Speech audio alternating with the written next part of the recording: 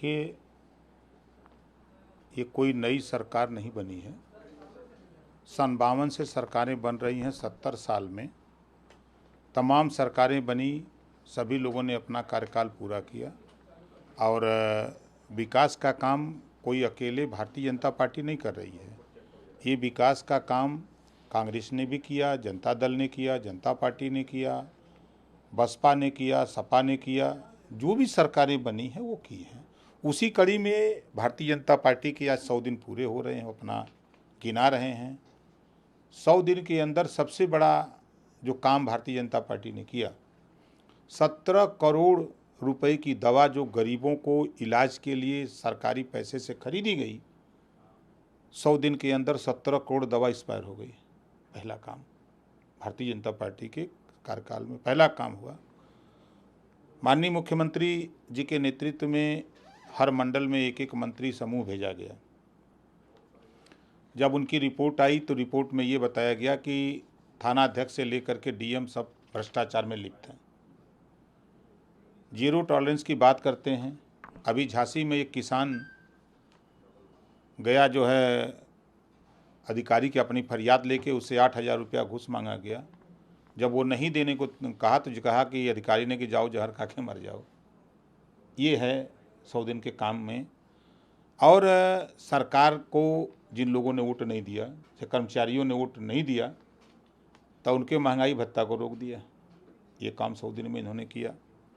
दूसरा काम इन्होंने कहा था किसानों की बिजली हम आधा माफ़ करेंगे, नहीं किया। 100 दिन बीत गए। इन्होंने वादा किया था कि हर परिवार के घर में एक रोजगार या नौकरी देंगे। 100 दिन बीत गए, आज मना रहे हैं, नहीं दिया। प्रदेश की जितनी भी रिक्तियां हैं उसको भरने की बात किया था, लेकिन 100 दिन में क्या किया? कुछ नहीं किया इन्होंने। 2 करोड़ टैबलेट व स्मार्टफोन बांटने की बात इन्होंने किया था, 100 दिन में हम बांट देंगे, और अभी तक नहीं बटा। ये प्रत्येक गांव को जिम और खेल का मैदान देने की बात किए थे, 100 दिन में दे देंगे, नहीं दिया। इन्होंने वादा किया था कि गन्ना किसानों का भुगतान हम 14 दिन में कर देंगे, अगर नहीं देंगे तो हम उसका ब्याज देंगे। न दिया न ब्याज देंगे। 100 दिन पूरे हो गए। यूपीएससी समेत सभी सरकारी नौकरियों में महिलाओं की संख्या दोगुनी करने की बात कहा था, लेकिन 100 दिन में तो नहीं पूरा हुआ, और ये 5 साल में भी नहीं पूरा होगा। 100 दिन नहीं, 5 साल में भी पूरा नहीं होगा। और उन्होंने वादा किया था कि हम प्रदेश में 1 करोड़ महिलाओं को हम 1-1 लाख लोन दे करके इनको आत्मनिर्भर बनाएंगे। 100 दिन तो बीत गया, एक को महिला को लोन तो नहीं मिला। और इन्होंने वादा किया था कि हम प्रदेश में 100 दिन में 10,000 नौकरी देंगे, एक भी नौकरी 100 दिन में नहीं दिया। इन्होंने वादा किया था जनता के बीच में कि हम भ्रष्टाचार खत्म करेंगे। कोई हफ्ता ऐसा नहीं बीत रहा कि जिस हफ्ते में कोई न कोई विभाग भ्रष्टाचार की भेंट चढ़ रहा है। अधिकारी सस्पेंड हो रहे हैं गबन करने के आरोप में।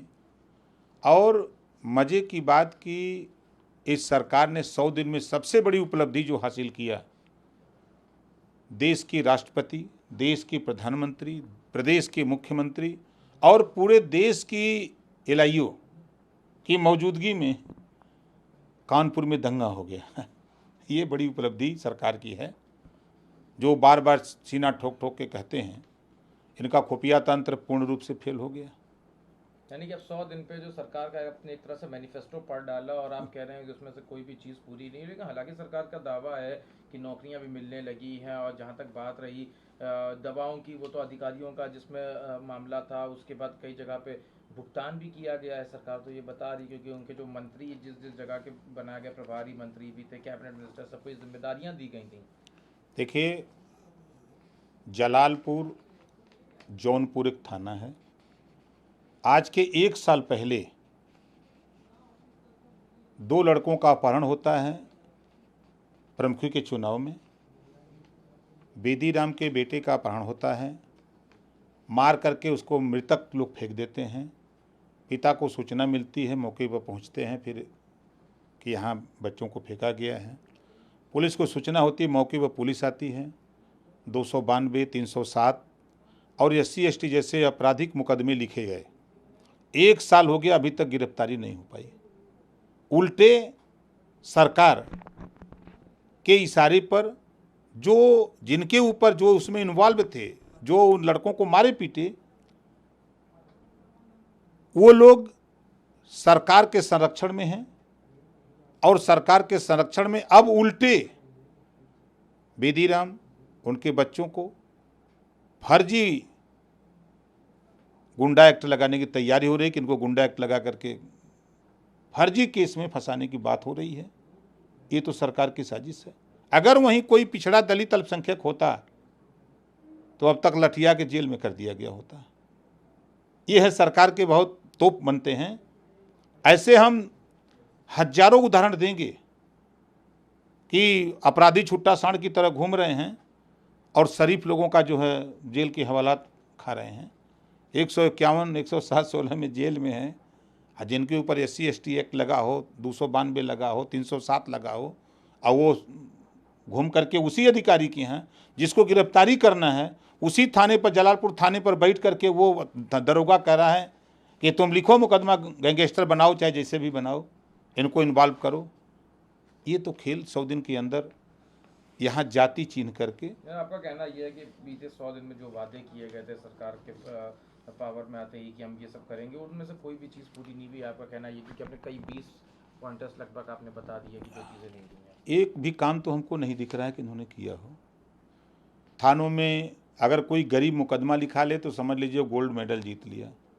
40,000 50,000 रुपये दरोगा खुले मांग रहे हैं कि माल दो तब बात करो, और नहीं तो अभी झांसी का उदाहरण मैंने बताया। तो थानों पर हालत ये है कि वहाँ थाने, तहसील, कचहरी सब जगह यही हाल हो गया है। और बिजली महंगाई चरम पे है। महंगाई रोकने की 100 दिन के अंदर कोई योजना नहीं, 1 पैसे की योजना नहीं कि महंगाई को रोका जाए। ये सरकार की जो 100 दिन की उपलब्धि है यही है। मामले में फिर से सुनवाई शुरू होने जा रही है। 30 मई को आखिरी सुनवाई हुई थी, उसके बाद अब फिर से आज से सुनवाई हो रही है। देखिए, वो न्यायालय का मामला है, न्यायालय अपना सुनवाई करे, दोनों पक्ष अपना साक्ष्य सबूत पेश करें, जो फैसला आएगा उसको सब लोग मानेंगे। देखा गया था ज्ञानवापी मामले के बाद फिर कई और मस्जिदों का भी नाम उठाया गया था, जिसके बाद संघ के प्रमुख का कहना यह था कि हमें पुरानी बातों में नहीं पड़ना चाहिए, मस्जिद और मंदिर के मुद्दों के ऊपर उठना चाहिए था। लेकिन उसके बावजूद भी बीते दिनों माहौल भी उस तरह का देखने को मिला। मुख में राम, बगल में छुरी, कब्बे पाई की काटी मुड़ी। देश में शिक्षा के सवाल पे कि गरीब कमज़ोर लोगों को निःशुल्क और अनिवार्य शिक्षा कैसे दिया जाए, इस पे चर्चा करने की फुर्सत किसी को नहीं है, चाहे वो संघ हो चाहे सरकार हो। प्रदेश में रोजगार कैसे मुहैया हो, नौजवान पढ़ लिख करके बेरोजगार घूम रहे हैं, उनको रोजगार कैसे मुहैया हो, उनको नौकरी कैसे मिले, इस पे न संघ को चिंता है और न सरकार को चिंता है।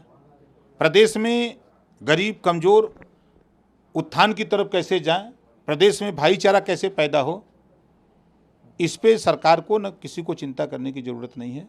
सिर्फ नफरत, हिंदू मुसलमान में नफरत पैदा करो, सत्ता कैसे मिले, बस इसी में पूरी की पूरी भारतीय जनता पार्टी और उसके जितने विंग हैं सब लोग इसी में लगे हैं। एक आखिरी सवाल है, बीते दिनों रामपुर और आजमगढ़ का उपचुनाव हुआ, आप भी कन्विंसिंग करने गए, काफ़ी अच्छे से आप लोगों ने कैंपेनिंग की, उसके बावजूद भी रामपुर और आजमगढ़ हार गए।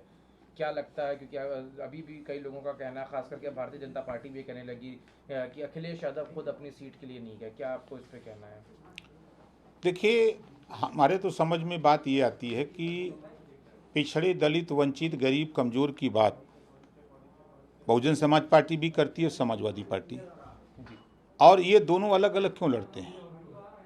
इन दोनों को जब एक ही लड़ाई है, एक ही है, उसी बीच में वोट आपको भी लेना है, उसी बीच में उनको भी वोट लेना है, तो दोनों पार्टियों को एकजुट हो जाना चाहिए। एकजुट होकर के शिक्षा, स्वास्थ्य, रोजगार, नौकरी की लड़ाई इन लोगों को लड़नी चाहिए। लेकिन एकजुट होने की बात करें तो आप तो एकजुट हुए थे, आप सपा के साथ मिले थे, पूरा एक गुलदस्ता बना था, और बीएसपी के साथ एक बार गठबंधन हो चुका अभी पूर्ण में, उसके बाद वो बहुत सक्सेसफुल नहीं रहा, जिसके बाद ये शायद डिसीजन लिया गया था कि दोनों लोग अलग अलग लड़ेंगे। नहीं, जो गठबंधन पहले हुआ था वो कमरे में हुआ था, अब वो ज़रूरत है धरातल पे गठबंधन को पहुंचाने की। कांसी राम जी और मुलायम जी से गठबंधन हुआ तो वो लोग विधान सभा स्तर पर जाकर के 2019 चुनाव में भी हुआ था सपा और बसपा का। नहीं हुआ था, लेकिन 93 का जो गठबंधन हुआ था उसमें दोनों नेता धरातल पर उतर करके विधानसभा वार कार्यकर्ताओं से आपस में सामंजस्य बैठाए। अभी ये दोनों धरातल पे नहीं उतरे, चाहे वो मायावती हो या अखिलेश यादव हो। अभी जब तक धरातल पे नहीं जाएंगे तब तक इसी तरह अपना एसी में मजा लेते रहे। दोनों अकेले अलग अलग रह के नहीं लड़ सकते हैं। लड़ाई तो लोकतंत्र में सभी लोग निर्दल भी लड़ते हैं, कुल पटिया लड़ रही हैं, लड़ाई तो लड़ ही सकते हैं, लेकिन जीत तभी मिलेगी जब धरातल पर जाकर के उनके बीच में शिक्षा, स्वास्थ्य, रोजगार, नौकरी, बिजली के बिल माफ़ी, महंगाई जैसे मुद्दे को लेकर के जब जनता के बीच में जाएंगे तभी। अच्छा, लेकिन आपकी जो हार हुई है रामपुर और आजमगढ़ की, इसके लिए किसको जिम्मेदार ठहराते हैं? देखिए उसके आपने जिम्मेदार एक स्टेटमेंट बहुत पहले दिया था कि अखिलेश यादव को बाहर निकलना चाहिए, अभी भी वो इसी कमरों में है जिसकी वजह से जो हो रहा है, लेकिन उसके बाद फिर रामपुर और आजमगढ़ उपचुनाव में वो चीज़ देखने को मिल गई। देखिए मैं बार बार कहता हूँ, एसी में बैठ करके बहुजन समाज पार्टी ने राजनीति करना शुरू किया, एक सीट बची यूपी में। दिल्ली में एसी में बैठ के कांग्रेस राजनीति करना शुरू किया, 2 सीट उत्तर प्रदेश में बची हैं। तो एसी के कमरे से निकल करके हम लोगों को जनता के बीच में जाने की ज़रूरत है, जनता को समझाने की ज़रूरत है, हमको बूथ सेक्टर कमेटी बनाने की ज़रूरत है, न कि हम यहाँ से खाली प्रेस वार्ता करके और लोगों को मैसेज दे करके नहीं कर सकते। शायद लगता है कि अखिलेश यादव को आपकी बात कुछ सुनाई भी पड़ गई, क्योंकि कल उन्होंने अपनी सारी जितनी कार्यकारिणी थी उनको डिसॉल्व कर दिया, उसका जब नई तरह से फॉर्मेशन होगा तो क्या लगता है उसमें ये इस तरह के जो आपने बदलाव सजेशन दिए, सुझाव, क्या पता वो उनके सामने रखेंगे उसमें? अब ये बात तो समाजवादी पार्टी के लोग बता सकते हैं। जहाँ तक हार का कारण आपने पूछा तो उसके जिम्मेदार हम भी हैं। गठबंधन में हैं तो हार मिली तो सबको मिली। साथ रहेगा ये गठबंधन अभी? हाँ बिल्कुल है, गठबंधन 24 तक हम लोग एकदम डटे हैं लड़ाई में।